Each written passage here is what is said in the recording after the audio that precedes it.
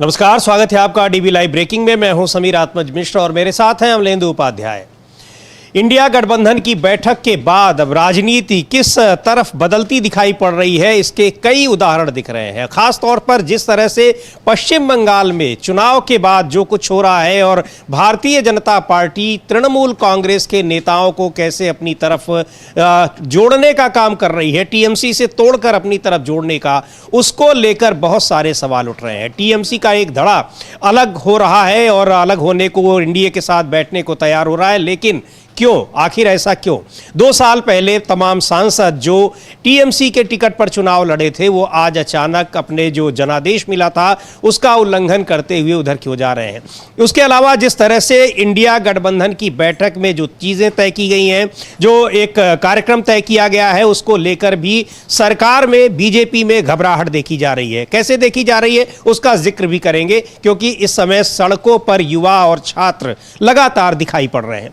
बहुत सारी खबरें हैं, लेकिन सबसे महत्वपूर्ण जो खबर है वो पश्चिम बंगाल से लगातार आ रही है और वहां पर किस तरीके से तृणमूल कांग्रेस के नेताओं को या तो वो जेल में दिखाई पड़ रहे हैं, जो खबरें पिछले 3-4 दिनों से आ रही हैं। तृणमूल कांग्रेस के नेता या तो गिरफ्तार हो रहे हैं या फिर वो भारतीय जनता पार्टी के पाले में जा रहे हैं, अपनी पार्टी तोड़ रहे हैं। तो अब ये किस तरह की लोकतांत्रिक मजबूती है, इसको लेकर सवाल उठ रहे हैं। और कहा यह जा रहा है कि कल की इंडिया गठबंधन की जो बैठक हुई, वो जो यूनिटी वहां पर दिखाई पड़ी, 25 पार्टियों के नेताओं का जो जुटान रहा और वहां पर जिस तरह से आगे के कार्यक्रमों की घोषणा की गई है, उसने भारतीय जनता पार्टी को और भी ज्यादा बेचैन कर दिया है। लेकिन जो पश्चिम बंगाल में हो रहा है उसके पीछे क्या वजह है? क्या वास्तव में ममता बनर्जी से या फिर तृणमूल कांग्रेस से इनकी नाराजगी है, या इसके पीछे कोई और कारण है? क्योंकि जितने भी सांसद हैं, जितने भी विधायक हैं, नेता हैं, जो अपनी पार्टी छोड़कर वहां पर जा रहे हैं या जो गिरफ्तार किए जा रहे हैं,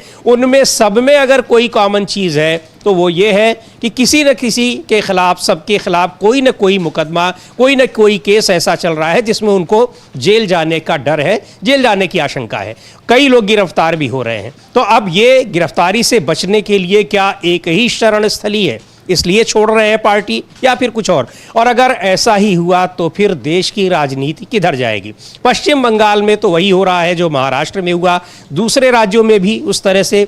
राज्यसभा चुनाव में भारतीय जनता पार्टी लोकतंत्र को कितना मजबूत कर रही है, ये भी देखने वाली बात है।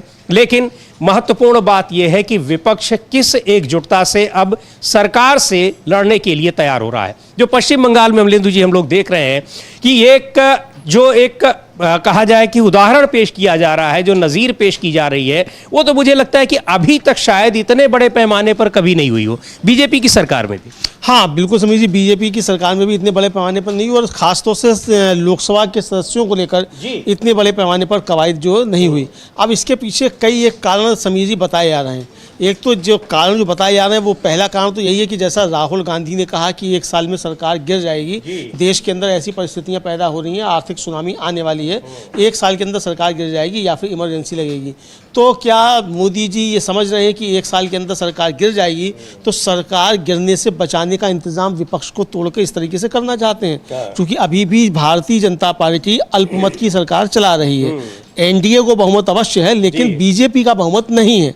बीजेपी अभी ठीक ठाक दूर है। हाँ ठीक ठाक दूर है। तो 240 अभी हैं और ये 20 अगर जो कहे जा रहे हैं 20 अभी तक, लेकिन 20 की पुष्टि हुई भी नहीं है। 12 की बात आ रही है, लेकिन अगर 20 मान भी लिया जाए तो भी 260 होते हैं, तब भी 272 से 12 पीछे हैं। तो क्या ये खेल बीजेपी इसलिए करना चाहती है कि सरकार अपने दम पर अकेले वो चले, ताकि फिर नीतीश नायडू की जो बातें कही जाती हैं उन पे निर्भरता एकदम खत्म हो जाए? नीतीश कुमार तो खैर अब निपट चुके हैं, लेकिन नायडू को लेकर अभी भी बातें बहुत सी होती हैं कि नायडू भी कभी कोई खेल कर सकते हैं। तो नायडू भी कोई खेल करने की स्थिति में ना रहे, तो क्या इसके लिए क्या? पहला खौफ तो जो है वो यही नजर आता है कि राहुल गांधी ने जो कहा कि 1 साल में सरकार गिर जाएगी, तो सरकार बचाने की कवायद मोदी जी ने अभी से शुरू कर दी है। इसको इस तौर पर भी समीर जी देखा जा रहा है। बिल्कुल, इसको इस तरह तरह से देखा जा रहा है कि यहाँ पर जो राहुल गांधी ने चेतावनी दी थी कि साल भर के भीतर सरकार गिर सकती है, या फिर सरकार उस स्थिति को से बचने के लिए, उसको बचाने के लिए, अपनी सरकार बचाने के लिए इमरजेंसी लगा सकती है। तो क्या बहुमत के दूसरे रास्ते तलाशे जा रहे हैं? लेकिन ये रास्ता अगर तलाशा भी जा रहा है तो ये कितना स्थायी होगा?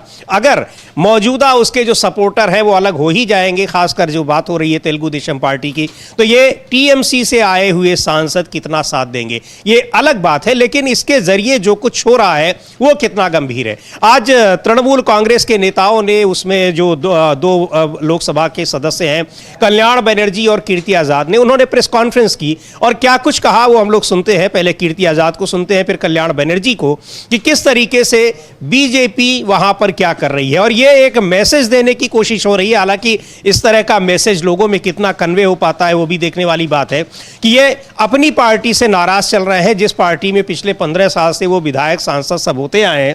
अचानक अगर वहां पर सत्ता परिवर्तन हो रहा है तो ये नाराज हो रहे हैं। इसको लोग कितना स्वीकार करेंगे ये अलग बात है, लेकिन सच्चाई जो है वो लोगों को समझ में आ रही है। बहरहाल तृणमूल कांग्रेस का जो कहना है इस पर सुन लेते हैं कीर्ति आजाद को, क्या कह रहे हैं। मैंने बहुत अच्छे से आपको विस्तार में कह दिया है। मां माटी मानुष की पार्टी तृणमूल के माध्यम से, दीदी के आशीर्वाद से और अभिषेक के समर्थन से और उनके गाइडेंस से हमारे 29 एमपीज जीत करके आए, सब तृणमूल मां माटी मानुष के नाम पर। उसमें से एक का देहांत हो गया तो 28 बच गए। इन गद्दारों से मैं जानना चाहता हूं कि तुम्हें तकलीफ हो रही थी तो तुमने इलेक्शन के बाद ये तकलीफ क्यों जाहिर की? इलेक्शन के पहले करना चाहिए था। और इलेक्शन के बाद अनेकों आरोप लगाए सुखेंदु शेखर ने और रिजाइन कर दिया। उसका आरोप लगा, सही है गलत है वो तो अलग बात हो गया, लेकिन कम से कम उसने एक पॉलिटिकल एथिक्स दिखाया कि वह जिस पार्टी में था, जिस सिंबल के साथ राज्यसभा में एमपी था, उसकी समस्या थी, उसने रिजाइन कर दिया। तुम्हारे में भी अगर पॉलिटिकल एथिक्स है तो तुम भी रिजाइन कर दो उसकी तरह और आ जाओ बीजेपी के टिकट पर लड़ने के लिए। एक स्वतः स्पष्ट है जो कॉन्स्टिट्यूशन का 10वां नंबर उन्होंने बताया है और इसकी रूलिंग भी है कोर्ट में कि एनडीए एक गठजोड़ है, पार्टी नहीं है। पहली बात तो आपने बताया नहीं कि आपके नंबर कितने हैं, 2/3 हुए या नहीं हुए, नहीं तो आप अभी तक निकाल दिया होता। क्या चिट्ठी आपने स्पीकर को दिया वो बता दिया होता, वो सब चीजें मालूम नहीं। यदि मैं एक मान लूं, आपके झूठ को सच भी मान लूं कि आपके पास 20 है, 21 है, 22 है, तो आपको तो विलय करना पड़ेगा, आपको मर्ज करना पड़ेगा बीजेपी के अंदर। तो क्या बीजेपी के अंदर मर्ज करोगे और आपका वो कार्यकर्ता जो खून पसीना एक करता रहा, कुछ पहली बार बने, कुछ तीसरी बार बने, बहुत सारे एमपी तो चौथी बार बने हैं, क्या उन कार्यकर्ता को जब बीजेपी के गुंडे मारेंगे तो तुम उनके साथ बैठकर उनका समर्थन करोगे? उन कर्मियों को तुम मार दे खाते हुए देखोगे? इस प्रकार की गद्दारी, जिस थाली में खाया उसी में छेद। तो ये तो बहुत मामला तो बहुत गंभीर है कि आप जिसके टिकट पर, जिसका विरोध करके और और कार्यकर्ताओं का जिन्होंने आपका साथ दिया, उसके बाद आप आ रहे हैं तो ही कह रहे हैं कि अगर वो बीजेपी के लोग उनको मार रहे हैं तो आप उनको देखोगे। निश्चित तौर पर वो देखेंगे, क्योंकि उनको पता है कि अगर अपने को बचाना है तो लाखों कार्यकर्ताओं को तो फिर उनको किनारे करना ही पड़ेगा। बिल्कुल बिल्कुल समीर जी, लाखों कार्यकर्ताओं को, अच्छा अब किसी को कार्यकर्ता से मतलब क्या, कोई नैतिकता रहनी गई और कार्यकर्ता का क्या, बिल्कुल हाँ बिल्कुल कार्यकर्ता कुछ नहीं। और दूसरी बात समीर जी, इसमें राजनीतिक दलों की भी अपनी कमजोरियां हैं। अगर आप एजेंसियां तैनात करके एजेंसियों से आप टिकट बंटवाएंगे तो कार्यकर्ता का, वो आपका जो चुनकर आया है जनप्रतिनिधि, वो क्यों सम्मान करेगा या उसकी फिक्र करेगा? क्योंकि वो जानता है कि आपने कार्यकर्ता की सिफारिश पे तो टिकट दिया नहीं था, आपने दिया था एजेंसी की सिफारिश पे टिकट। अब एजेंसी ने किस तरीके से टिकट की सिफारिश की वो एजेंसी जाने और आप जाने, तो कार्यकर्ता का भी क्यों सम्मान करे और क्यों कार्यकर्ता की फिक्र करे? कार्यकर्ता आपका है, पिटेगा, पिटने दीजिए। उनको जो काम करना था, सांसद विधायक बनना था, वो बन गए और जहां उनके हित सुरक्षित रहेंगे वहां जाएंगे। तो ये समीर जी एक आत्मावलोकन उन पार्टियों को भी करना पड़ेगा जो आईपैक जैसी संस्थाओं के जरिए जो है टिकट बांटते हो, कार्यकर्ताओं को किनारे कर देते। तो एक बड़ा सबक समीर जी ये भी मिल रहा है इसके जरिए। मतलब ये आत्मावलोकन जो है उसका भी एक अवसर है कि हमको क्या करना चाहिए राजनीति में, क्या नहीं करना चाहिए। लेकिन बीजेपी जो कर रही है समीर जी, ये तो शुद्ध रूप से कहा जाए दुराचरण है राजनीति में। आप में अगर इतनी ताकत है, आपके अंदर इतनी क्षमता है, तो इन 20 जो आप कह रहे हैं 20, हालांकि अभी भी 20 का पर पता नहीं, तो अगर ये है तो आप इन 20 सांसदों से इस्तीफा दिलाइए, फिर से चुनाव में भेजिए इनको, आइए अभी से। लेकिन आपको ये रिस्क भी नहीं उठाना है कि ये 20 जो है दोबारा चुनकर आ पाएंगे कि नहीं आ पाएंगे, और आप इन्हें टिकट देंगे भी कि नहीं देंगे, ये भी है। तो आप ये पिछले दरवाजे से ये खेल करने की आप कोशिश कर रहे हैं। एक पार्टी बड़ी संघर्षों के बाद तैयार होती है, एक सांसद विधायक समिति तैयार होता है तो कार्यकर्ताओं का उसमें बड़ा संघर्ष होता है, उसके बाद तैयार होता है। आप दूसरे का संघर्ष इस तरीके से करके ले आते हैं, उसके बाद आप पूरी की पूरी लीडरशिप खत्म कर देते हैं। कांग्रेस से तमाम लोग जो गए आज उनकी क्या स्थिति है, आरपी सिंह कहाँ दिखाई पड़ते हैं, जगदम्बिका पाल की आज क्या स्थिति है। नहीं, वो तो तब भी सांसद है, आप पूर्व मुख्यमंत्रियों को देख लीजिए। ये विजय बहुगुणा को देखिए, कैप्टन साहब रो रहे हैं कि बताओ बीजेपी वाले पूछते ही नहीं हैं। पूछते नहीं है। तो इस तरह की स्थितियां हैं, तो ये जो स्थितियां पैदा होती हैं, तो इसके लिए आप एकदम खत्म कर देते हैं। अशोक चौहान जो थे वहाँ बड़े नेता थे, कांग्रेस में मुख्यमंत्री रहे, अब आपने उनको पन्ना प्रमुख बना दिया है। सांसद भले ही हो गए हो, लेकिन हैसियत तो पन्ना प्रमुख की ही है। तो ये इस तरीके से मतलब आप एक पूरी की पूरी ये नहीं करते आप कोई पार्टी तोड़ रहे हैं, आप एक दूसरी विचारधारा की पूरी लीडरशिप जो आप इस तरीके से खत्म कर देते हैं। तो ये राहुल गांधी जो कहते हैं कि विचारधारा की लड़ाई है, तो विचारधारा की लड़ाई जो है इस दम पर अगर आप लड़ेंगे इस तरीके से, तो ये विचारधारा की लड़ाई तो नहीं रहेगी। बिल्कुल बिल्कुल, इसीलिए कह रहे हैं बहुत ही महत्वपूर्ण बात कि आखिर अगर आप पार्टी छोड़ रहे हैं और आपको पार्टी से असंतोष है, तो और किया भी राज्यसभा के सांसद ने, तो आप अपना जो सांसद है आप उस पद को छोड़िए, क्योंकि आपको जनादेश जो है वो आपको किसी और वजह से मिला है, उसको छोड़िए और दोबारा चुनाव में लड़कर आइए। लेकिन ऐसा कहाँ होने जा रहा है। यहाँ तो आप बीजेपी जिस तरीके से तमाम जगहों पर, चाहे वो राज्यसभा के चुनाव में देखने को मिला, फिर देखने को मिल रहा है, चाहे वो एमएलसी के चुनाव में देखने को मिला है, यहाँ लगातार ये जो जनादेश है, लोकतंत्र है, इसको पूरी तरीके से इनको बेमतलब साबित करने की कोशिश बीजेपी की तरफ से की गई है इस पूरे 12 साल के दौरान। एक दो नहीं, सैकड़ों घटनाएं हैं, सैकड़ों उदाहरण हैं।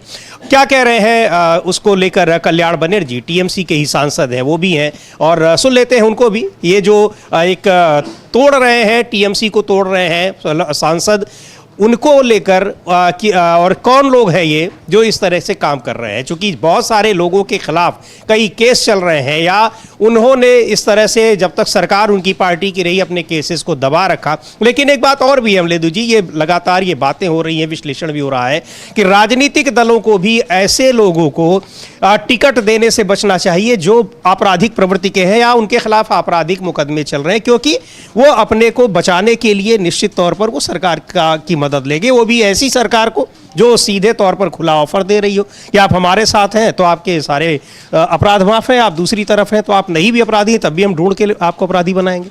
समीर जी, अब ये असल में एक बड़ी कहा जाए एकेडमिक बहस हो जाएगी, या इस पर हम लोग जाएंगे तो, और लेकिन इस पर चर्चा होनी चाहिए निश्चित तौर पर। जैसा हम लोगों ने पहले भी चर्चा की थी कि इस तरीके के जब सत्ता परिवर्तन होते हैं तो सबसे पहले भागता है जो अपराधी होता है और दूसरे नंबर पर भागता है जो व्यापारी होता है। लेकिन पिछले समीर जी कोई 3 दशक से अगर आप देखें तो तमाम राजनीतिक दलों में ये चलन बन गया है कि या तो आप अपराधी को टिकट देते हैं या फिर आप व्यापारी को टिकट देते हैं जी। और देते किसकी सिफारिश पे, किन्हीं कंपनियों की सिफारिश पे आप टिकट देते हैं। तो ये आम आदमी पार्टी के राज्यसभा वालों को देख लीजिए, सबको देख लीजिए। तो यानी आप खुद ही जो है वो अपना कैडर खत्म करने का काम तो आप खुद करते हैं। तो आप इसके लिए फिर आप किसी बीजेपी को अगर दोष देंगे तो ठीक है, बीजेपी जो कर रही है वो कर रही है, लेकिन आपकी भी जो कमियां हैं उनकी तरफ ध्यान देना पड़ेगा। तो इसीलिए ये ध्यान रखना चाहिए कि भाई अपराधियों को और जो व्यापारी हैं उनको टिकट ना दिए जाएं। बहरहाल ये लंबी बहस का विषय बहस हो जाएगा, लेकिन इसके बावजूद ठीक है ये इनकी कमियां हैं, लेकिन क्या भारतीय जनता पार्टी जो कर रही है वो सच्चरित्रता है? क्या इसी चाल चरित्र चेहरे की भारतीय जनता पार्टी की बात किया करती थी? क्या यही दीनदयाल उपाध्याय का एकात्म मानववाद है? ये बताएं जरा। क्या यही जो है वो आरएसएस का जो है शुचिता की राजनीति है? यही है, यही सांस्कृतिक राष्ट्रवाद है? ये बताए भारतीय जनता पार्टी। अगर यही सांस्कृतिक राष्ट्रवाद है, यही हिंदू राष्ट्रवाद है, तो क्या हिंदू राष्ट्र जो इन्हीं अपराधियों और व्यापारियों के दम पे बनेगा? जी। तो ये सवाल तो खड़े होंगे समीर जी निश्चित तौर पर। बिल्कुल सवाल तो खड़े ही होंगे, और जिस तरह से पूरी की पूरी पार्टी और उसको एक डर दिखाकर, धमकाकर या फिर दूसरे प्रलोभन देकर अपनी तरफ करने की कोशिश की जा रही है। सुन लेते हैं एक बार क्या कह रहे हैं कल्याण बनर्जी, टीएमसी के सांसद। अपनी पार्टी में जो टूट फूट की जो खबरें आ रही हैं, जो सांसद पार्टी छोड़कर जा रहे हैं और एक अलग गुट बना रहे हैं, मांग कर रहे हैं कि उनको एनडीए में रखा जाए। कितने लोग हैं भी स्पष्ट नहीं है, लेकिन जो भी लोग हैं उनको लेकर एक बड़ा बयान उन्होंने दिया है। सुनते हैं कल्याण बनर्जी को। আপনারা যারা প্রেসের যারা এসছেন তাদেরকে আমার নমস্কার জানাই। আপনারা প্রচুর চ্যানেল লোক একসঙ্গে রয়েছেন। আমার সঙ্গে কীর্তি আজাদ রয়েছেন, প্রত্যেককে আমাদের নমস্কার জানাই। তৃণমূল কংগ্রেসের তরফ থেকে প্রত্যেককে শুভেচ্ছা জানাই। আপনারা জানেন যে গতকাল কিছু ডেভেলপমেন্ট হয়েছে, সব আপনাদের জানা আছে। তারই পরিপ্রেক্ষিতে আজকের এই প্রেস কনফারেন্স। প্রথমত হচ্ছে সুখেন্দু শেখর রায় কাল পদত্যাগ করেছে রাজ্যসভা থেকে। উনি কিছু অভিযোগ করেছেন, সে অভিযোগের সত্যতা কতটা কি আছে সেটা নিয়ে আমাদের প্রশ্ন থাকতে পারে, কিন্তু উনি যে পদত্যাগ করেছেন সেটাকে আমরা মনে করি যে উনি ভালো কাজ করেছেন এবং ওনার এথিক্স এবং পলিটিক্যাল মোরালিটিকে উনি সেট করেছেন। এটাই হওয়া উচিত। দলের সঙ্গে যদি মত ভিন্ন হয়, দলকে যখন মানুষের কাছে এম্বারাসিং পজিশনে ফেলতে হয় কাউকে, দলের বিরুদ্ধে যাদের গ্রিভান্স অনেক কিছু হয়ে যায়, দলে থেকেও যাদের না থাকার মতো থাকে, অন্য কাউকে সাপোর্ট করে, তখন তাদের নৈতিক দায়িত্ব নিয়ে সুখেন্দু শেখর রায় যেমন পদত্যাগ করেছিলেন তেমনি সবাইকে পদত্যাग করা উচিত। तो कह रहे हैं कल्याण बनर्जी बांग्ला में कि उन्होंने सुखेंदु शेखर रॉय ने अपने पद से इस्तीफा दे दिया जो राज्यसभा सदस्य थे। मुझे नहीं पता कि किसने साइन किया है और किसने नहीं, मेरे पास इसकी कोई जानकारी नहीं है। हालांकि 24 घंटे बीत जाने के बाद भी काकोली घोष दस्तीदार का भेजा हुआ पत्र सार्वजनिक नहीं किया गया है। आप पत्र का खुलासा क्यों नहीं कर रहे हैं, उस पर किन किन लोगों ने साइन किए हैं, ये भी अभी तक नहीं बताया जा रहा है। यानी कुल मिलाकर ये पूरा का पूरा मामला गफलत में है कि कितने सांसद छोड़ रहे हैं, कितने जा रहे हैं, एंटी डिफेक्शन कानून के तहत आते हैं कि नहीं आते हैं। लेकिन खबरें ये आ रही हैं कि बड़ी संख्या में कम से कम 10 से 15 सांसदों की एक अलग होने की सूचना ये आ रही है। पुष्टि भले कहीं से नहीं हो रही है, और उसमें यूसुफ पठान का नाम भी है अमलेंदु जी, जो कांग्रेस पार्टी के दिग्गज नेता अधीर रंजन चौधरी को चुनाव हराकर वो जीते थे, गुजरात से थे, क्रिकेटर हैं, उनको ममता बनर्जी ने टिकट दिया था। बताया जा रहा है कि वो भी उन लोगों में है जो पार्टी से बगावत कर रहे हैं और एनडीए के साथ जाने को तैयार है। हाँ बिल्कुल समीर जी, और अधीर रंजन चौधरी को हराया था उन्होंने बरहामपुर से, और अधीर रंजन चौधरी अब यही बात कह रहे हैं कि भाई ममता बनर्जी जो थी मेरे चुनाव में गई वहां लेके, और ममता बनर्जी ने कहा कि अभी तक आप लोग दादा को वोट देते रहे थे, अब भाई को वोट दीजिए। यानी आपने वहां सांप्रदायिक ध्रुवीकरण करने की आपने कोशिश की, उसमें आप कामयाब भी रही। तो अब आपने जिसके लिए इतना किया था, सांप्रदायिक ध्रुवीकरण किया था, वही आपको धोखा देकर जा रहा है। तो ये तो आपको आत्ममंथन करने की आवश्यकता है। तो समीर जी, सिर्फ ये बीजेपी कर रही है इतना कह के भी छोड़ा नहीं जा सकता। आत्ममंथन तो निश्चित तौर पर करना पड़ेगा, लेकिन इसके साथ साथ ये भी नहीं है कि साहब सिर्फ आत्ममंथन ही करें और बीजेपी अपना खेल करती रहे, बाकी सब आत्ममंथन करते रहे। तो बीजेपी में तमाम लोग जो हैं तो वो भी तो इसी तरीके से आए हुए हैं। बीजेपी के सांसदों में मैं समझता हूं कि मुश्किल से 20% उसके असली जो निक्करधारी होंगे, बाकी सब बाहर से लाए हुए हैं, आयातित हैं। बिल्कुल, कोई कांग्रेस से आया है, कोई सपा से आया है, अब तो कई राज्यों के मुख्यमंत्री तक वही है, वही है कई राज्यों के मुख्यमंत्री भी। और केंद्र में आप देखिए जो बड़े पोर्टफोलियो हैं, 2-4 को छोड़कर बाकी सारे या तो बड़े अफसर रहे हैं या तो फिर वो दूसरी पार्टियों से आपको लाए, पार्टियों से आए हुए हैं। तो इसलिए जो है ये आत्मचिंतन दूसरे लोग क्यों करे, बीजेपी इसका आत्मचिंतन क्यों नहीं करे? जी, सवाल तो ये भी है। यानी समीर जी, यहाँ सवाल आत्मचिंतन का नहीं है, सवाल ये है कि एक जो अनैतिक राजनीति की जा रही है उसका सवाल है कि भारतीय जनता पार्टी इतनी अनैतिक क्यों हुए चली जा रही है। इसीलिए कहा जाता है कि ये जितनी बातें करते हैं नैतिकता और शुचिता की, उतनी ही ज्यादा अनैतिक और उतनी ही ये शुचिता विहीन राजनीति करने वाले लोग हैं। बिल्कुल बिल्कुल। और क्या कह रहे हैं एक बार सुन लेते हैं। अधीर रंजन चौधरी को भी बहुत बड़ी सीख दे रहे हैं, वो भी उन नेताओं को कि जो यहाँ पर किस तरीके से वो रहते तो भी लड़ते तो बीजेपी के खिलाफ हैं, लेकिन आखिरकार बीजेपी के ही जाल में उलझते हैं और उसी राजनीति पर वो भी चलने लगते हैं। तो सुनते हैं अधीर रंजन चौधरी को।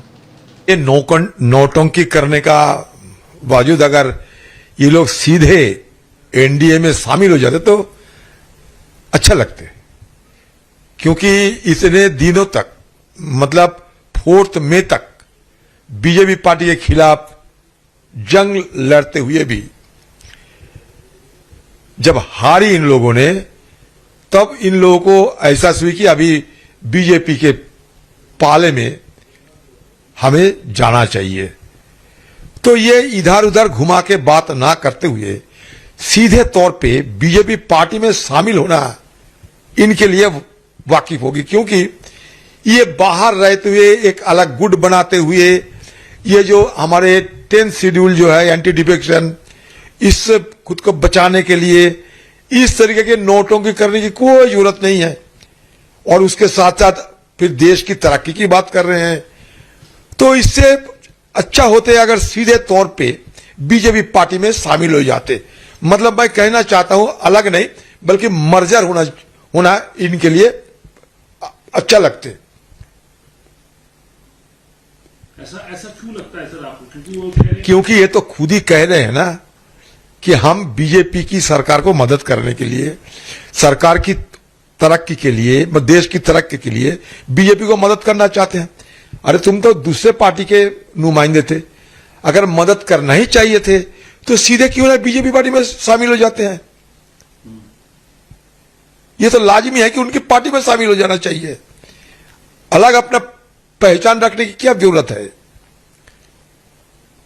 अलग रहती है बीजेपी पार्टी को समर्थन करने के बावजूद सीधे क्यों ना बीजेपी पार्टी में शामिल हो जाते हैं। धर्म तो बचाओ कम से कम। ईमान मतलब खुद को ईमान बचाने की कोशिश करो, सीधे मार्जर हो जाओ बीजेपी पार्टी में। मैं ये सलाह देना चाहते हैं। लेकिन आपको कैसा लगता है सर कि एक बड़ी पार्टी जिसके अभी मौजूदा सांसद है, क्योंकि कई सांसद कह रहे हैं, मोहम्मद मोइत्रा ने ट्वीट किया यूसुफ पठान को टैग करते हुए कि आपको जो मैंडेट मिला था वो बीजेपी के अगेंस्ट मिला। अरे कुछ नहीं, मैंडेट वो मुझे हराने के लिए वहां तैनात किए गए थे। करोड़ों रुपया खर्चा करते हुए उनको तैनात किए गए थे मुझे हराने के लिए और ध्रुवीकरण की राजनीति करने के लिए। ये ममता बनर्जी खुद हमारे वहां जाके इस शख्स को अपना उम्मीदवार बनाते हुए ये प्रचार में ये कहने लगे कि इस बार मुसलमान को वोट दो, इस बार भाई को वोट दो, भाईजान को वोट दो। इतने सालों से तुम दादा को वोट दे रहे हैं, दादा मतलब मैं हूं, दादा मतलब हिंदू है, इतने सालों से तुम हिंदू को वोट देते आ रहे हो, इस बार भाईजान को दिया करो, मतलब उनके उम्मीदवारों को दिया करो। तो किसका मैंडेट था ये? वो तो ये भेजा गए थे मुझे हराने के लिए। मैं जिस दिन से हार गई मकसद खत्म ममता बनर्जी की। तो जिस लोगों को, जिस व्यक्ति को, जिस शख्स को उन्होंने सिर्फ एक हराने के लिए वहां तैनात किए थे, वो अपने मर्जी पे चले। आपके बात क्यों सुनेंगे? आपका काम तो हासिल हो चुके हैं, मैं तो हार ही गए हैं, और क्या चाहिए। आपने खुद सांप्रदायिक ध्रुवीकरण किए थे मुझे हराने के लिए। ममता बनर्जी के आदेश पे खुद वहां दंगा फैले गए थे उस समय, और उनकी पार्टी के दूसरे नुमाइंदे खुले आम शिकारा भी है। तो उनका भी ज्ञान दे रहे हो आप लोग। मैंडेट, अरे आपके पार्टी के दूसरे लोगों की मैंडेट क्या ये था? भतीजे के खिलाफ क्यों नहीं बोलते आप? जुबान नहीं निकालते? आज ममता बनर्जी और भतीजे तो कह रहे हैं कि अब सांप्रदायिक राजनीति की चूंकि केवल और केवल उनको हराने के लिए ये बात कह रहे हैं अधीर रंजन चौधरी और कांग्रेस के बड़े नेता हैं। लेकिन अब आखिर क्या हो रहा है? तो बिल्कुल सही बात है कि उस समय पार्टियों को भी ये सोचना चाहिए कि आखिर वो किसको अपना प्रतिनिधि बना रहे हैं और जनता के सामने किसको ये मौका दे रहे हैं कि वो इनको अपना प्रतिनिधि चुने उस पार्टी के निशान पर। बहुत सारी चीज़ें निश्चित तौर पर इस पर भी बहस होनी चाहिए, और केवल बीजेपी की नहीं, लेकिन ये सही कह रहे हैं अमलेंदु जी की इससे बीजेपी जो कुछ कर रही है उससे कोई उसको क्लीन चिट नहीं मिल जाती है। वो तो जो कर रही है कर ही रही है, लेकिन उसी तरीके की राजनीति दूसरे भी कैसे कर रहे हैं, तो एक बड़ा मसला है ये। लेकिन अमलेंदु जी, अगर ये जिस तरह का एक उदाहरण रखती जा रही है बीजेपी, पहले आप देखिए महाराष्ट्र में, उसके बाद फिर यहाँ पर कि पहले आप तमाम तरीकों से, आप जिन तरीकों से चुनाव जीते हैं वो अभी भी सवालों के घेरे में है।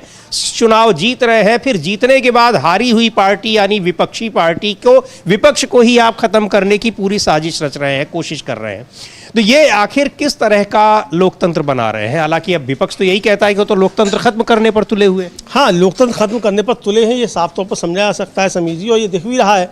यानी आपको विपक्ष मुक्त सरकार चाहिए, एक राष्ट्र एक सरकार, एक पार्टी चाहिए आपको। और एक परीक्षा, एक राष्ट्र एक परीक्षा आप करा नहीं पा रहे हैं, और एक राष्ट्र और एक सरकार और एक दल आपको चाहिए ही है, तो समझा जा सकता है कि ये एक एक जो कर रहे हैं तो एक एक का नतीजा क्या होगा ये सामने आ रहा है। लेकिन इतना साफ समझ में आ रहा है कि ये सरकार जो है, देखिए समीर जी, इस तरीके के कर्म कोई कब करता है, जब उसको काफ़ी ज़्यादा डरा हुआ होता है। इसका मतलब मोदी जी ये डरे हुए हैं अंदर से बहुत ज़्यादा, और ये राहुल गांधी का खौफ भी हो सकता है, जो हम लोग कह भी रहे हैं कि सरकार से गए तो उनके साथ क्या होगा, उनकी पार्टी का क्या होगा।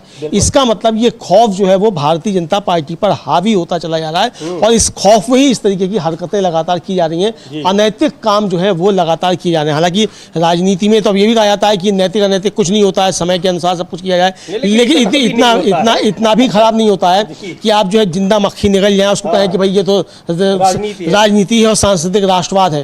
अगर ये सांस्कृतिक राष्ट्रवाद है तो ऐसा सांस्कृतिक राष्ट्रवाद नहीं चाहिए, किसी भी हाल में नहीं चाहिए सर। बिल्कुल, इसको लेकर तमाम सवाल उठ रहे हैं कि आखिर बीजेपी किस तरह की राजनीति कर रही है, और वहां पर जहां भी वो चुनाव जीत रही है विपक्ष को खत्म करने की पूरी कोशिश। अच्छा, आप ये देखिए अमलेंदु जी, 2014 के बाद जब पूर्ण बहुमत में पहली बार आए हैं, बीजेपी आई है सत्ता में, उसके बाद से ही कांग्रेस मुक्त भारत, उस कांग्रेस मुक्त भारत करते करते 24 के चुनाव में कहां पहुंच गई, और इस तरह से वहां अपने सहयोगियों के साथ समझौता फिर करते हुए सरकार तो बनाई, लेकिन उसका मकसद ही यही रहा है कि कांग्रेस मुक्त, इसलिए चूंकि केंद्र में कांग्रेस विपक्ष में है, यानी विपक्ष मुक्त भारत की बात। और जो बात कहते हैं राहुल गांधी या कांग्रेस पार्टी या विपक्षी नेता कि एक देश एक चुनाव ही नहीं, बल्कि एक देश एक चुनाव एक पार्टी और एक व्यक्ति, ये बीजेपी की पॉलिसी है, वो दिखाई पड़ता है जहां जहां चुनाव जीत रहे हैं और जिस तरीके से चुनाव जीत रहे हैं। सुनते हैं संजय राउत क्या कह रहे हैं, शिवसेना के नेता। टीएमसी के साथ जो कुछ हो रहा है पश्चिम बंगाल में, वहां पर चुनाव हारने के बाद, चुनाव जीतने के बाद बीजेपी किस तरीके की कार्रवाई कर रही है, पहले कार्यकर्ताओं को मारना पीटना, नेताओं को मारना पीटना, और उसके बाद अब नेताओं को टीएमसी की मूल पार्टी से तोड़ना, यानी बिल्कुल वैसे ही जैसे महाराष्ट्र में किया गया। बिल्कुल बिल्कुल, जो महाराष्ट्र में खेल किया गया था वही जो है पश्चिम बंगाल में खेल करना, यानी अब ये महाराष्ट्र मॉडल समिति सब जगह है। अब खतरे तो जो उत्तर प्रदेश और पंजाब को लेकर भी व्यक्त किए जा रहे हैं कि क्या विधानसभा चुनाव से पहले इस तरीके का कोई खेल होगा। ये भी अब किया जा रहा है, चूंकि पता नहीं विधानसभा चुनाव में जो है क्या परिस्थितियां बने। यहाँ बंगाल में जो धतकर्म किए वो सारे धतकर्म करके भी अगर सरकार नहीं बना पाए तो उससे पहले ही जो है कोशिश करो, तो ये भी बातें चल रही हैं। अब इसकी कोई पुष्टि तो नहीं की जा सकती है, तो ये इस तरीके की जब सामने आती है। लेकिन अभी तक ये बात सही है, कल्याण बनर्जी कह रहे हैं कि भाई अगर आपके 20 सांसद हो गए हैं तो वो चिट्ठी अभी तक सामने क्यों नहीं आ रही है कि इन 20 सांसदों ने दस्तखत किए हैं।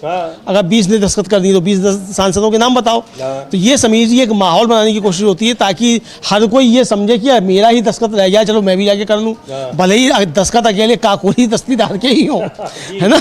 तो बाकी जो 19 वो पहुंचे धीरे धीरे करके, भाई 20 चले गए, चलो हम भी चले जाएं, हम ही क्यों पीछे रह जाएं। तो ये एक रणनीति होती है, तो रणनीति के तहत किया जा रहा है, ये समझा सकता है समीर। बिल्कुल, तो ये समझा जा सकता है कि क्या कुछ हो रहा है, और ये खबर चलाई जा रही है, हो सकता है कि नहीं भी है, लेकिन ये तो है कि बीजेपी वहां पर बीजेपी टीएमसी के नेताओं को तोड़ने की, उनको धमकी देने की, गिरफ्तार करने की कोशिश ही नहीं कर रही है, बल्कि हो रही है, लगातार गिरफ्तारियां भी हो रही हैं, और किसी न किसी बहाने। अभी कल भी वो गिरफ्तार हुए जो जहांगीर खान, तो भी हाँ, जी हाँ, कई नेता जो है वो लगातार गिरफ्तार हो रहे हैं। तो यही ऑप्शन ये बताया जा रहा है कि या तो आप इधर आइए और या तो फिर गिरफ्तारी के लिए तैयार रहिए।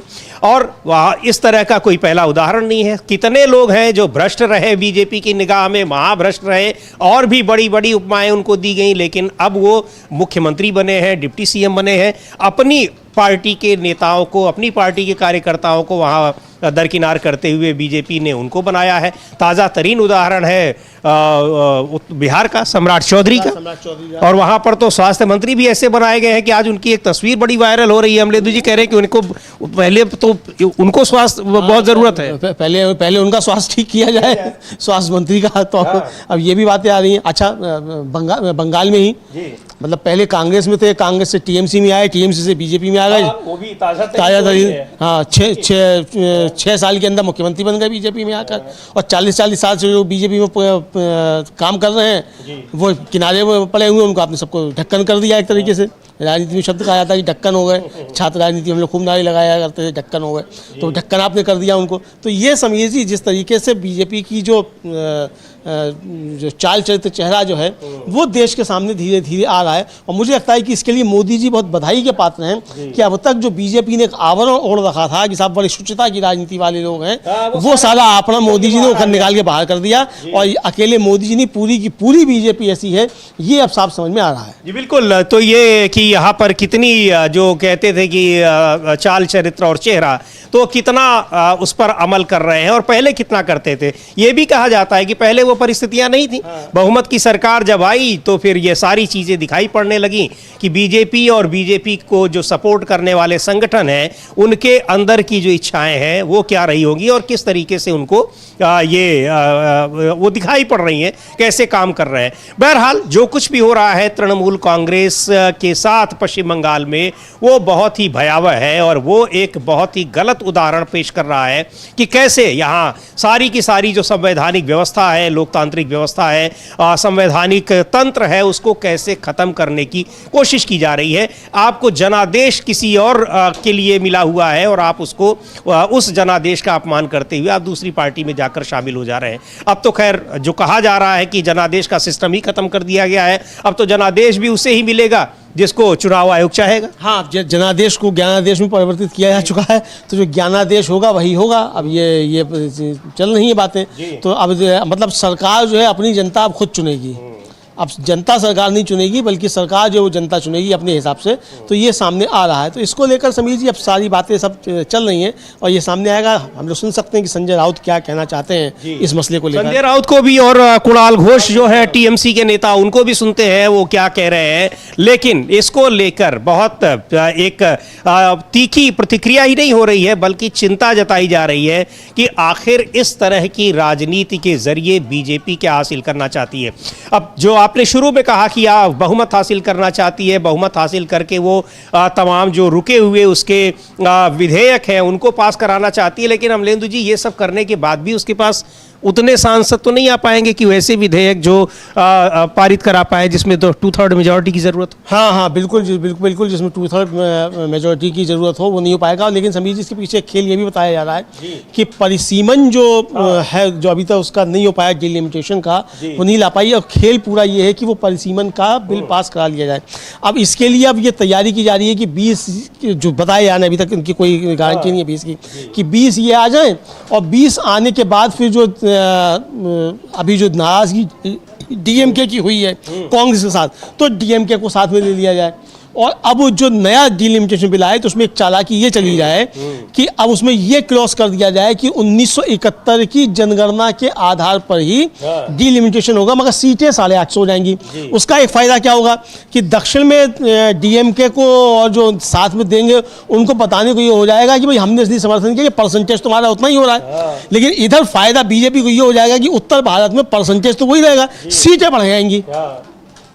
तो यानी एक स्थायी जो कहा अमित शाह ने कि 50 साल राज करेंगे, तो 50 साल राज करने का इंतजाम किया जा रहा है। लेकिन समीर जी क्या इसके बावजूद मान लिया अभी तो ये 360 पूरे नहीं हो रहे, 2/3 बहुमत चाहिए।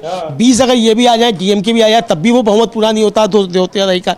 लेकिन अगर किसी तरीके से 2/3 बहुमत आप कर भी लेते हैं, उसके बाद भी ये क्या गारंटी है कि उत्तर भारत आपको जिताकर ले ही आएगा? बिल्कुल, उत्तर भारत में कोई ऐसा तो है नहीं कि आप अकेले हैं। हाँ, ऐसा तो नहीं है, और भी पार्टियां हैं, दूसरी भी है। SIR होने के बावजूद अगर आप बिहार को भी ले तो वहां भी विपक्ष का आपका मत प्रतिशत जो आपसे बहुत कम नहीं है, बिल्कुल नेक टू नेक फाइट है। उत्तर प्रदेश में भी आपका बिल्कुल नेक टू नेक फाइट है। और राजस्थान जहां की आप बात कर रहे हैं वहां भी आपकी एकदम नेक टू नेक फाइट है।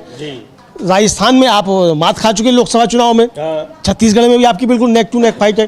तो जो आप सोच रहे हैं कि उत्तर भारत से आपको हिंदी पट्टी से जो जिसको गोवर पट्टी भी अक्सर कहा जाता है, वो आपको जो जिता देगी, तो ये आपके लिए नुकसान भी साबित। अब जब आप डिलिमिटेशन कराएंगे, 850 सीटें होंगी, उत्तर भारत का बढ़ेगा, तो समझ लीजिए बहुत सी सीटें ऐसी भी तो होंगी जो आप चाह कर भी जो अपने हिसाब से नहीं तैयार कर पाएंगे। तो ये भी नुकसान हो सकता है। लेकिन बीजेपी को लगता है कि वो इस तरीके का काम करके जो है वो काम अपना चला सकते हैं। बिल्कुल ये सारी चीज़ें, ये कोशिशें चल रही हैं, लेकिन अब कितनी उसमें कामयाबी मिलेगी। पर जो एक उदाहरण पेश किया जा रहा है वो लोकतांत्रिक व्यवस्था के लिए, लोकतंत्र के लिए ठीक नहीं है। इसको समझने में कोई बहुत रॉकेट साइंस की ज़रूरत नहीं है। कुणाल घोष टीएमसी के नेता है, सुनते हैं उनको क्या कह रहे हैं। देखा गया है कि एमएलए स्प्लिट हुए, उसी तरह से संसद में भी 20 से 21 ने अलग से सिग्नेचर कर दिया। देखिए, ये पार्लियामेंट का मैटर है, वो नेशनल पॉलिटिक्स का मैटर है। मैं तो स्टेट स्पोक्स पर्सन हूँ, तो नेशनल पॉलिटिक्स तो बड़ा मैटर है ना। वहाँ पर हमारा all India national general secretary है, लोकसभा का लीडर है, तो वो लोग, वो जो सीनियर लीडर्स है जो पार्लियामेंट नेशनल पॉलिटिक्स देख रहे हैं, वो इसके बारे में कमेंट कर सकते हैं। हम सिर्फ इतना ही मेरा कहना है कि जो लोग एमपी हो या एमएलए हो, ये तृणमूल कांग्रेस से दीदी का सिंबल लेकर 2 दिन पहले दीदी दीदी दीदी दीदी, आज क्या एनडीए के साथ मैं सुन रहा हूँ, तो ये क्या पॉलिटिक्स हुआ। काल दीदी दीदी दीदी, वो ममता दीदी का जो इतना स्ट्रगल है, देखिए बहुत अच्छा काम ममता दीदी का गवर्नमेंट किया है। भूल है, लेकिन सब मिलकर ही पार्टी होता है। हम लोग पार्टी का फायदा लेंगे, अपने एस्टेब्लिशमेंट। कोई एमएलए है, मैं आज एमएलए हूँ, इस असेंबली में हूँ तो ममता दीदी का सिंबल में हूँ। तो कोई एमपी है, कोई मिनिस्टर था, कोई ये था वो था, तो एक ममता दीदी का प्लेटफॉर्म यूज करके हम लोग सब होंगे। फिर अभी थोड़ा बहुत इलेक्शन इधर उधर हो गया तो आज दूसरा घर, इसका कोई क्रेडिबिलिटी होता है? ये पब्लिक ठीक से नहीं लेता। ये जैसे दादा आपने कहा कि नेशनल, तो कुणाल घोष टीएमसी के नेता हैं। अब वही है, बात कर रहे हैं कि आप ममता बनर्जी के नाम पर, तृणमूल कांग्रेस के नाम पर चुनाव जीत के आए, जनता ने आपको जो जनादेश दिया वो उस नाम पर दिया, और अब आप दूसरी पार्टी में बगावत कर रहे हैं। ये गलत है, नैतिकता नहीं है, लेकिन नैतिकता और गलत, ये सारी चीज़ें तो अब लगता है कि इनका कोई मतलब ही नहीं रह गया है। बिल्कुल समझिए, इसमें कोई मतलब नहीं रह गया है, और अब नैतिकता का कोई मतलब नहीं है, कानून का भी कोई मतलब नहीं है।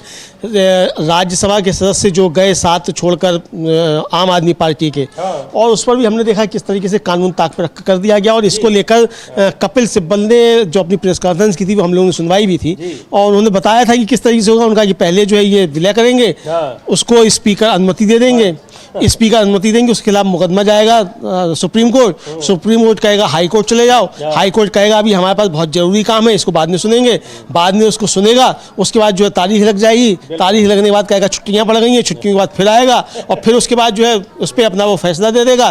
फिर फैसला दे देगा, वो इनके खिलाफ जाएगा, मतलब इनके पक्ष में आएगा 7 सांसदों के। इसके बाद फिर सुप्रीम कोर्ट में अपील होगी, सुप्रीम कोर्ट फिर कहेगा अभी हम पे बहुत सारी चीज़ें हैं सुनने के लिए, और फिर जब सुप्रीम कोर्ट में बहस होकर आएगी, मेंशन जब होगा उस पर बहस होगी, उसके बाद जब उसका नतीजा आएगा तब तक मालूम पड़ेगा कि इनका कार्यकाल भी खत्म हो गया और दूसरा कार्यकाल भी खत्म हो गया। बिल्कुल। तो ये हो जाएगा। तो यही इस मामले में होगा। अब कहा यह जा रहा है कि भाई ये चूंकि काकोली घोष दस्तीदार जो हैं वो चीफ विप नहीं है, उनको 1 महीने पहले ही हटाया जा चुका है, तो वो कैसे दे सकती हैं। उसके बाद 2/3 नहीं हो रहे हैं, लेकिन अगर 2/3 हो भी जाते हैं तब भी इनको जो है वो करना पड़ेगा अपना विलय बीजेपी में। ऐसा नहीं कि आप एनडीए में हम चले जाएंगे, इस तरीके से आप बैठ जाएं, ये आप नहीं कर सकते हैं। तो आपको विलय करना पड़ेगा। विलय करते हैं तो उसके बाद फिर कानूनी मसला हो जाएगा। तो ये सारे लेकर महुआ मोहिता जो है कानूनी उसकी तरफ ध्यान दिला रही है, लेकिन सवाल ये कि कानून की बगल कर गया। अब कहा यह जा रहा है कि कानून मंत्री के साथ 75 जज जो इंग्लैंड में घूम रहे हैं।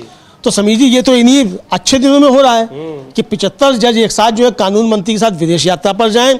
सीजीआई हमारा जो है वो चार्टर्ड प्लेन से कानून मंत्री के साथ जो है वो जाकर अरुणाचल प्रदेश घूमने के लिए चला जाए, और एक सीजीआई जो है वो किसी चीफ मिनिस्टर के साथ 2-2, 3-3 बार कार्यक्रमों में दिखाई पड़े।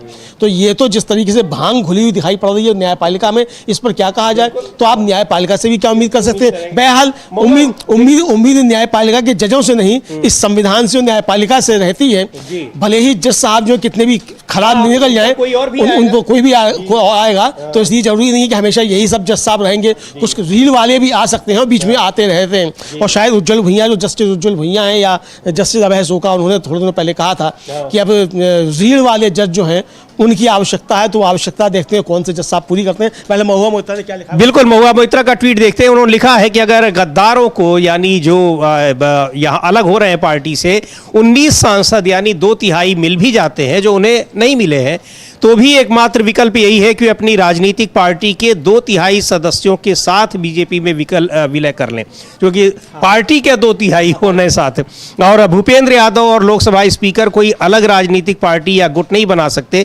सुभाष देसाई बना महाराष्ट्र के राज्यपाल के प्रधान सचिव, ये 2023 का मामला है, उसमें 5 जजों की बेंच ने ये तय कर दिया था। लेकिन सवाल ये कपिल सिब्बल भी याद आते हैं कि सबकी जरूरत ही नहीं पड़ेगी, इतना इनको लटका दिया जाएगा इस मामले को और जो मकसद है वो पूरा कर लिया जाएगा। अब तो 3 जजों की बेंच के फैसलों को 2 जजों की बेंच ही नकार रही है। तो ये भी सुप्रीम कोर्ट में हो रहा है और ये बात कोई और नहीं कह रहा, हम थोड़ी कह रहे हैं, ये सुप्रीम कोर्ट के जज ही कह रहे हैं। जस्टिस बीबी नागरत्ना की खंडपीठ जो इस पर सख्त आपत्ति जता रही है कि ये अब हो रहा है कि 3 जजों की खंडपीठ या 5 जजों की खंडपीठ का फैसला उसको पलट दे रहा है 2 जजों की खंडपीठ। SIR के मामले में भी यही हुआ है, 2 जजों की खंडपीठ ने 3 जजों की खंडपीठ का फैसला पलट दिया। तो ये सब हो रहा है। तो 5 जजों की खंडपीठ की जो है उसके फैसले को सुप्रीम कोर्ट के चीफ जस्टिस साहब मानेंगे नहीं मानेंगे, ये बड़ा सवाल है। बिल्कुल, किसी को भी कॉकरोच कह देंगे तो अब अगर आप किसी को भी कॉकरोच कह देंगे तो ये सवाल उठाने वाले तो कॉकरोच हो जाएंगे। अगर न्यायपालिका की गरिमा का सवाल कोई उठाएगा कि न्यायपालिका की गरिमा रखी जाए और जज साहब जो है वो बीजेपी के कार्यकर्ता ना बन जाए, अगर कोई ये सवाल उठाएगा तो वो कॉकरोच हो जाएगा तुरंत। ये है, हाँ बिल्कुल कॉकरोच हो जाएगा, जाके PIL लगा देगा, बेरोजगार लोगों के पास कोई काम नहीं है, सुप्रीम कोर्ट के चीफ जस्टिस ही कह रहे हैं। बहरहाल अब सुप्रिया श्रीनेत जो कांग्रेस की प्रवक्ता हैं वो क्या कह रही हैं, तृणमूल कांग्रेस के साथ जो कुछ हो रहा है पश्चिम बंगाल में बीजेपी सरकार बनने के बाद से ही किस तरह वो बदले की भावना नहीं बल्कि बदलने की भावना से काम कर रही है। तो सही है, बदले की भावना के बजाय वो कह रही है कि हम आपको जेल में नहीं डालेंगे, आप सीधे अपने को ही बदल लीजिए, तो हम वही काम कर रहे हैं। तो सुनते हैं सुप्रिया श्रीनेत को क्या कह रही हैं। अरेंजमेंट है उसमें बदलाव किया जाए, इस पे लेके तमाम तरह की क्रिया प्रतिक्रियाएं सामने आ रही हैं।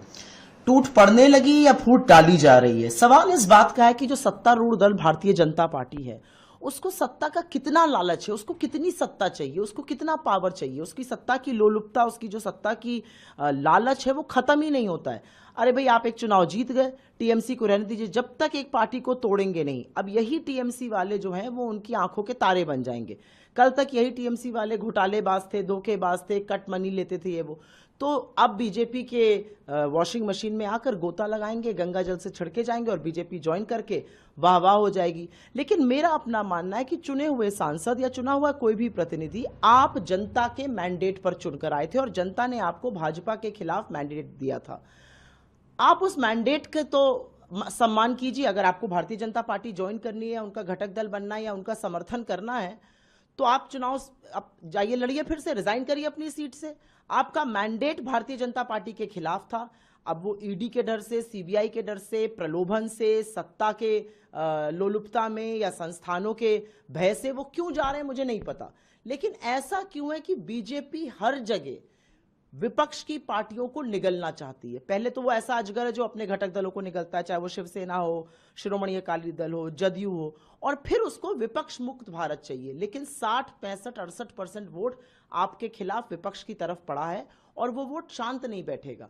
कुछ दल बदलू सांसद अगर दल बदल देते हैं तो उससे विपक्ष की आवाज को आप कमजोर नहीं कर सकते। मतलब बीजेपी की प्राथमिकता है कैसे वक्त पर, जब पेट्रोल डीजल के दाम आसमान छू रहे हैं, जब रुपया लगातार टूटता जा रहा है, जब अर्थव्यवस्था का भट्टा बैठा हुआ है, जब हमारी विदेश नीति फेल है, जब पेपर लीक हो रहे हैं, जब CBSE में धांधली की खबरें सामने आ रही हैं, 6 बच्चों ने सुसाइड कर लिया, बीजेपी की प्राथमिकता है दूसरे दल को तोड़ो।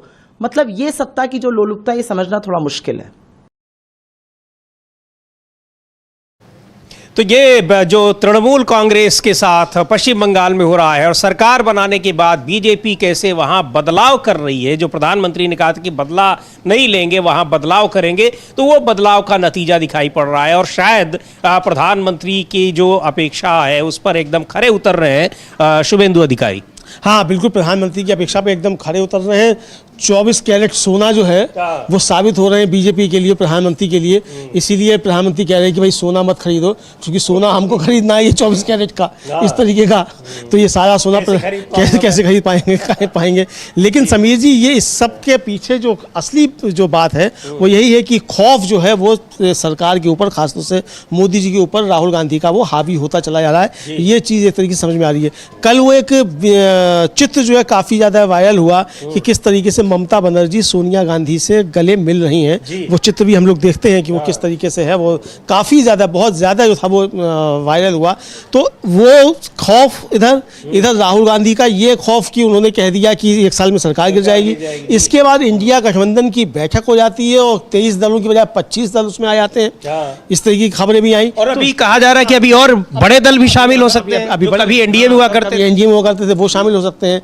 खबरें जो है वो चंद्रबाबू नायडू को लेकर भी चलती रहती हैं। हालांकि चंद्रबाबू नायडू तो इसी तस्वीर की बात आप कर रहे हैं। तो चंद्रबाबू नायडू तो हालांकि नमस्ते सदा वसले कर चुके हैं, लेकिन इसके बावजूद भी ये चल रहा है। तो अब ये जो है एक तरीके से देखा जाए तो ये सब गड़बड़ सड़बड़ चल रहा है। इधर वो जो यूसुफ पठान जो हो रहे हैं उनके बारे में खबर और आ रही है कि उनको गुजरात हाई कोर्ट ने बड़ी कड़ी फटकार लगाई है। किसी सरकारी जमीन मतलब प्लॉट था उस पर उन्होंने कब्जा किया हुआ था।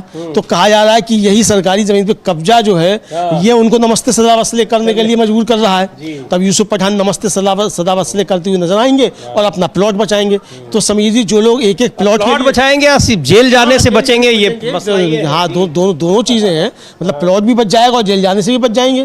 तो इससे बढ़िया अच्छी बात क्या होगी? तो अगर अमित शाह जी ये करा सकते हैं तो कुछ सिक्योरिटी वगैरह भी एक्स्ट्रा मिल जाए, ये भी हो सकता है। तो अब सिक्योरिटी की तो बात ये कही जा रही है कि वो अभिजीत दीपके जो है उनकी भी सिक्योरिटी बढ़ गई है और बढ़ा दी जाएगी।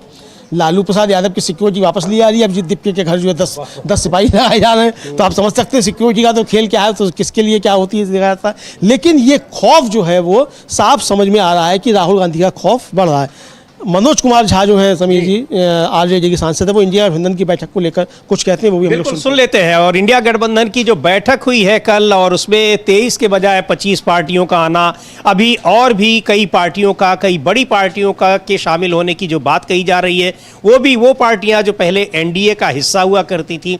तो ये एक दिखा रहा है कि विपक्ष की एकजुटता, जाहिर सी बात है कि बीजेपी उससे हैरान और परेशान दिखाई पड़ रही है। सुनते हैं मनोज झा क्या कह रहे हैं, आरजेडी के सांसद।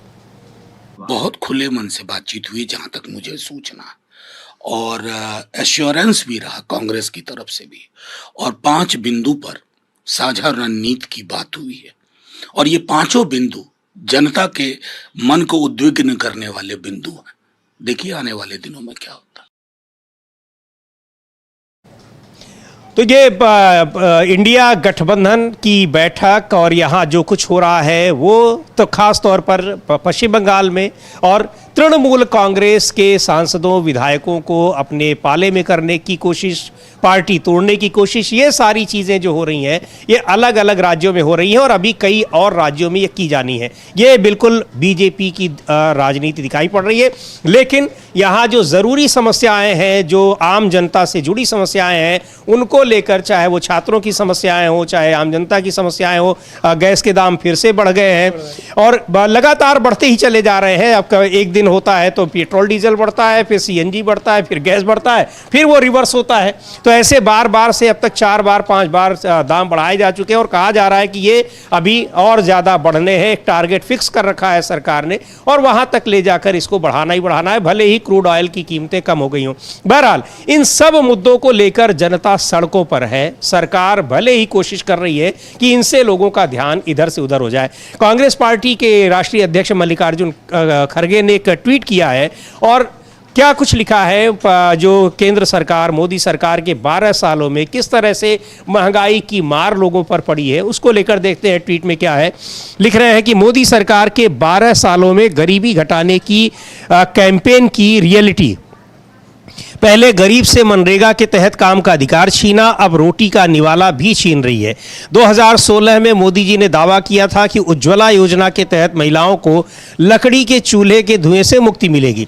साल में 12 सब्सिडी वाले सिलेंडर का वादा किया था, जो पिछले साल 12 से घटाकर 9 कर दिए। 2026 अब सब्सिडी वाले सिलेंडरों की संख्या 9 से घटाकर केवल 4 कर दी गई, यानी 12 का वादा पर 4 का इरादा। एलपीजी की कीमतें बार बार बढ़ाई गई। 5.5 करोड़ लाभार्थी रिफिल खरीदने में असमर्थ हैं। सिलेंडर छोड़ माता बहनें चूल्हा अपनाने को मजबूर। उनके आंसुओं पर घड़ियालू आंसू बहाने वाली मोदी सरकार सत्ता के नशे में चूर है। ये वो लिख रहे हैं। एक कल अमलेंदु जी, अखिलेश यादव ने ट्वीट किया था, सिलेंडर को लोग अंगीठी बनाकर कई लोग अब कर रहे हैं कि भाई अब सिलेंडर तो रिफिल करा नहीं पाएंगे, भरा नहीं पाएंगे, तो उसी में फिर अपना आग जला रहे हैं, लकड़ी जला रहे हैं और धुएं में खाना बना रहे हैं। हाँ बिल्कुल, ये उन्होंने ट्वीट किया था, वो एक टीवी चैनल है उसकी ही क्लिप थी, उसको उन्होंने रिपोस्ट किया था। तो यानी वो इस तरह की चीज़ें हो रही हैं। तो अब समीर जी, जो उज्ज्वला योजना बड़ी जोर शोर के साथ लाई गई थी कि उज्ज्वला योजना है, और देखो उसका प्रचार करते करते मोदी जी रो पड़ते थे कि मैं आखिर मोदी जी की तो पता नहीं कब रो पड़े, हर सेकंड पे रो सकते हैं। इतना रो तो प्रधानमंत्री 70 सालों में कोई हुआ ही नहीं, जो जाने पता नहीं कब रो पड़ता है। और लेकिन जहाँ रोना चाहिए वहाँ नहीं रोता है, ये बड़ा संकट है मोदी के साथ।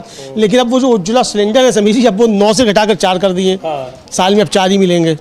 तो ये उज्ज्वला सिलेंडर जो उसकी स्थिति है, यानी जो मिला भी सिलेंडर लोगों को वो रिफिल नहीं करा पा रहे हैं, और जो रिफिल करा भी ले तो उसको मिलेगा ही नहीं जो रिफिल कराए।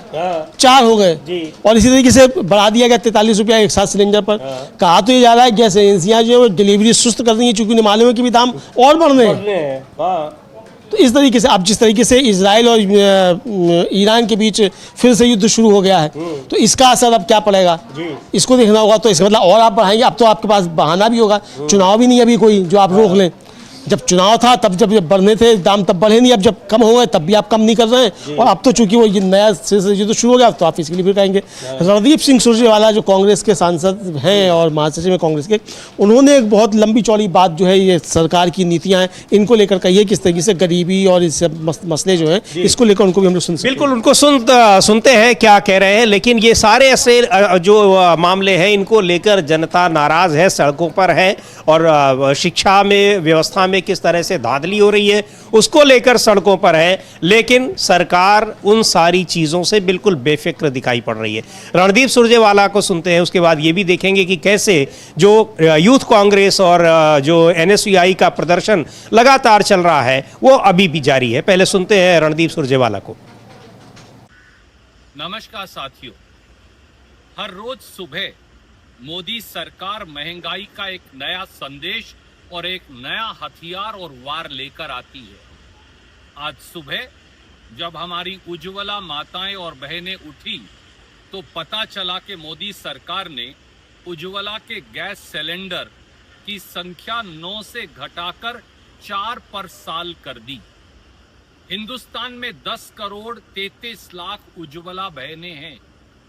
हर उज्ज्वला बहन जो है वो 12 सिलेंडर तक ले सकती है।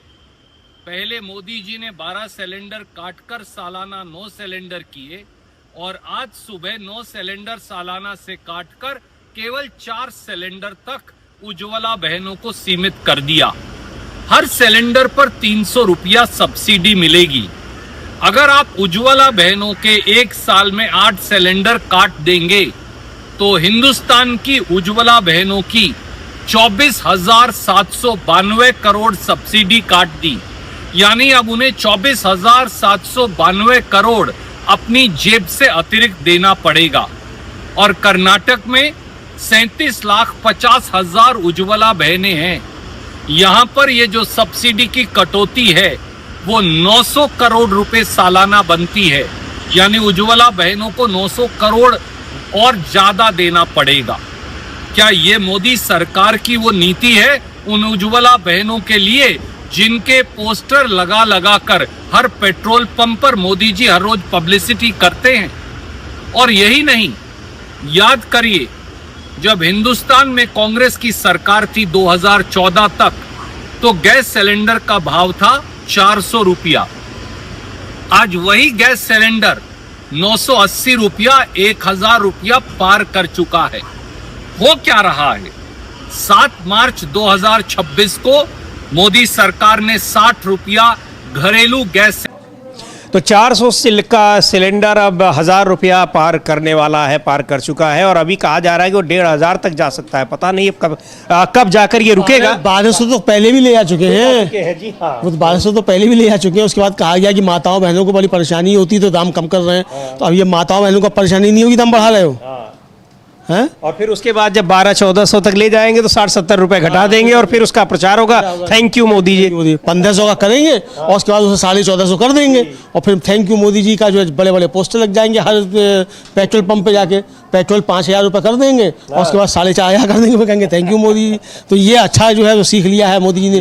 पिक्चर मोदी जी असल में बहुत देखते हैं, तो पिक्चरों से जो है इस तरह की प्रेरणा लेते रहते हैं। लंबी सोच है तो लंबा ही काम करते हैं, तो लंबा काम ये कर रहे हैं। लेकिन इतना लंबा काम हो जाए समीर जी की देश भर के अंदर बवाल हो और शिक्षा मंत्री के इस्तीफे को लेकर 50 से ज़्यादा जो प्रोटेस्ट सब तक जो है हो चुके हों बड़े स्तर पर, और अब ये प्रोटेस्ट जो है वो जिला स्तर पर पहुंच रहे हों, तो मोदी जी को थोड़ी चिंता जरूर करनी चाहिए। बिल्कुल, और जिला स्तर पर छोटे शहरों में ये प्रोटेस्ट पहुंच चुके हैं। एनएसयूआई का ये आप जो तस्वीर देख रहे हैं, ये कांग्रेस पार्टी ने ट्वीट किया है, एनएसयूआई ने, जो उनका छात्र विंग है, ये मध्य प्रदेश के सीहोर की तस्वीरें हैं। यानी ये प्रदर्शन अब राजधानियों से, बड़े शहरों से होते हुए छोटे शहरों में भी ये पहुंच चुका है। लगातार ये प्रदर्शन हो रहे हैं। क्यों हो रहे हैं? जिस तरह से तमाम परीक्षाओं में धांधली हो रही है, धर्मेंद्र प्रधान यानी शिक्षा मंत्री का इस्तीफा मांगा जा रहा है उसको लेकर, और कहा जा रहा है कि जब तक इस्तीफा नहीं होगा, लिखा भी है एनएसयूआई ने जो ट्वीट किया है उसमें लिखा भी है कि मध्य प्रदेश एनएसयूआई छात्रों के भविष्य के साथ हुए खिलवाड़ के खिलाफ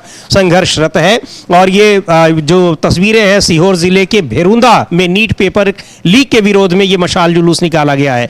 आखिर में लिख रहे हैं कि हम स्पष्ट करना चाहते हैं कि जब तक शिक्षा मंत्री इस्तीफा, धर्मेंद्र प्रधान इस्तीफा नहीं देते, एनटीए जैसी भ्रष्ट संस्था पर कार्रवाई नहीं होती और छात्रों को न्याय नहीं मिलता, तब तक हमारा संघर्ष जारी रहेगा। न रुकेंगे न झुकेंगे, छात्रों के अधिकारों की इस लड़ाई को और मजबूती से आगे बढ़ाएंगे। तो ये प्रदर्शन ये लगातार हो रहे हैं, लेकिन ये सारी चीज़ें दिखाई नहीं पड़ रही हैं। ना तो इस्तीफे को लेकर कोई चर्चा हो रही है, पार्टी के प्रवक्ता भी कोई बात नहीं करते हैं। और कल क्या हुआ कि जब इंडिया गठबंधन की बैठक हो रही थी, तो जहां बैठक होनी थी उसके आसपास पोस्टर लगा दिए गए कि इन नेताओं ने राहुल गांधी के लिए क्या कहा है। बिल्कुल बिल्कुल, इन नेताओं ने राहुल गांधी के लिए क्या कहा है, ये पोस्टर लगा दिए और इंडिया गठबंधन की बैठक का प्रचार किया गया। अब यही कहा था, मतलब प्रचार जो था वो इंडिया गठबंधन अपनी बैठक करता, वो ना करके बीजेपी प्रचार कर रही थी उसका। इसको आप इस तरीके से समझ सकते हैं। हालांकि वो यूथ कांग्रेस के लोगों ने वो पोस्टर उतार कर फाड़े, फेंक दिए गए, तो लेकिन लगाए क्यों गए थे इस पर तो सवाल है ही। आप अपनी राजनीति कीजिए, दूसरी राजनीति करते, इसका मतलब खौफ जो वो दिखाई पड़ रहा है। हाँ, लेकिन बीजेपी की निगाहें अमलेंदु जी चुनाव पर रहती, चाहे वो लोकसभा चुनाव हो, विधानसभा चुनाव हो, बाई इलेक्शन हो, राज्यसभा चुनाव हो, एमएलसी के, और पूरी कोशिश होती है कि कैसे दल बदल, पैसा, ये सारी चीजें। खबरें आ रही हैं कि मध्य प्रदेश में उसको चूंकि एक अतिरिक्त सीट जीतने के लिए 8-10 विधायकों की जरूरत है, लेकिन वहां अपना कैंडिडेट खड़ा कर दिया है और पैसों का प्रलोभन वहां जम कर दिया जा रहा है। ऐसी चर्चाएं, ऐसी खबरें हैं। जाहिर सी बात है, आपने खड़ा किया है तो कोई ऐसे क्यों आपको वोट दे देगा। और बाप खड़ा किया है, झारखंड में भी आपने एक कर दिया है, समर्थन किया। तो इस तरीके की हरकतें जो है ये आप करते रहते हैं, तो वो आप बताते हैं कि आप कितनी शुचिता की राजनीति करते हैं। तो ये शुचिता की राजनीति है, ये समझ में आ रही है कि आपकी शुचिता की राजनीति कितनी है। बहरहाल इसको लेकर जीतू पटवारी जो कांग्रेस के वहाँ के प्रदेश अध्यक्ष हैं मध्य प्रदेश के, वो क्या कहने हैं वो भी हम लोग सुन सकते हैं। बहुत महत्वपूर्ण बात कह रहे हैं। जी बिल्कुल, सुनते हैं जीतू पटवारी को, मध्य प्रदेश के कांग्रेस अध्यक्ष हैं, क्या कह रहे हैं जो मूल राज्यसभा चुनाव को लेकर जो कुछ बीजेपी कर रही है उसको लेकर। मोटिव है कि भारतीय जनता पार्टी के पास बहुमत नहीं है, इसका मतलब है वो क्राइम करना चाहती है। मैंने जैसा कहा है कि परिणाम आश्चर्यचकित, अद्भुत, अकल्पनीय भारतीय जनता पार्टी की जो बुद्धि है ठिकाने लाना है। सामूहिक रूप से उन्होंने निर्णय लिया कि हम बार बार जो क्राइम कर रहे हैं, पूरे देश में जो क्राइम कर रहे हैं, जो खरीद फरोख्त जनप्रतिनिधियों की कर रहे हैं, उसमें हम पीछे नहीं हटेंगे। तो हम प्रदेश को भी ये आग्रह करना चाहते हैं कि इनके चाल, चरित्र और चेहरे को समझो। कोई मतलब नहीं इनको मध्य प्रदेश की समृद्धि से, युवाओं की बेरोजगारी से, करप्शन से, आपकी महंगाई के दर्द से, किसानों के हक और अधिकार से, युवाओं के रोजगार और उनकी यातनाओं से, पेपर लीक से कोई मतलब नहीं है। इनको किसी न किसी प्रकार से हर जगह सत्ता चाहिए। तो जिनके लिए सत्ता चाहिए उनको दर्द देना है, और सत्ता सीधे रास्ते से नहीं मिले तो दूसरे रास्ते से भी उनका अकल्पनीय आर्थिक उपयोग करना है, करप्शन के पैसे का उपयोग करना है। तो पार्टी ने एकजुटता से जो निर्णय लिया, पार्टी जब युद्ध होता है तो एक साथ लड़ना भी पड़ता है, एक साथ दिखना भी पड़ता है। सर क्या निर्देश विधायकों को दिए गए हैं? कोई निर्देश नहीं दिए गए हैं। सबको बताया गया है कि ये जब खरीद फरोख्त करे तो आपको इनके फोन टेप करना है जो हम मीडिया के पास सामने लेके जाए। तो सर तो वहाँ पर सीधे सही रास्ते से नहीं तो आप दूसरे रास्ते से कोशिश है कि कैसे भी हम वहाँ सीट जीतें। और मध्य प्रदेश में तो एक बड़ा अनुभव है कांग्रेस का, एक बड़े नेता जो बहुत परेशान थे, त्रस्त थे सम्मान को लेकर अपने, उन्होंने वो छोड़कर चले गए और उनके साथ कई विधायक चले गए। बिल्कुल बिल्कुल, कई विधायक चले गए और ये सब जो है चल रहा है। और अब मतलब आप कोई चुनाव ऐसा नहीं है जिसमें आप जो है वो अनिल मसीह को लेकर ना आए। मतलब लोकतंत्र का अनिल मसीहीकरण जो है वो कर दिया गया है, ये साफ समझ में आ रहा है। तो अब हर उसके लिए हर हथकंडे अपनाए जा रहे हैं, ज्ञानादेश के जरिए, अनिल मसीह के जरिए और तमाम हथकंडों के जरिए ये सब किया जा रहा है। यानी अब भ्रष्टाचार जो है वही मूल वाक्य जो है, मूल मंत्र भारतीय जनता पार्टी का बन गया है, ये समझ में आता है समीर जी। जी बिल्कुल, ये सारी चीज़ें कैसे वहाँ पर किसी भी चुनाव को कैसे जीतना हो, चाहे वो बड़े चुनाव हो, छोटे चुनाव हो या फिर वो उपचुनाव हो, उनको जीतने के लिए हर हथकंडे अपनाने की कोशिश कर रही है बीजेपी, ये कहना है अभी विपक्ष के नेताओं का। और ये राज्यसभा और एमएलसी के जहाँ चुनाव हो रहे हैं वहाँ ये चीज़ें हो भी रही हैं। लेकिन जो तस्वीरें आप देख रहे हैं ये ज़मीन पर उतरे हुए वो लोग हैं, छात्र हैं, युवा हैं, जिनके साथ अन्याय हो रहा है और सरकार से उनको नाराजगी है, निराशा है। धर्मेंद्र प्रधान शिक्षा मंत्री का इस्तीफा मांग रहे हैं। छोटे शहरों तक में अब ये प्रदर्शन हो रहे हैं। अब देखते हैं कि इन प्रदर्शनों में और जो इनकी डिमांड है उस पर सरकार क्या करती है, इस्तीफा लेती है या फिर इस्तीफे नहीं होते हैं, अपने इसी अटल वाक्य पर वो अटल रहती है। तो अब देखना होगा। इस कार्यक्रम को अब यहीं समाप्त करते हैं। मुझे और अमलेंदु उपाध्याय को दीजिए इजाज़त। नमस्कार।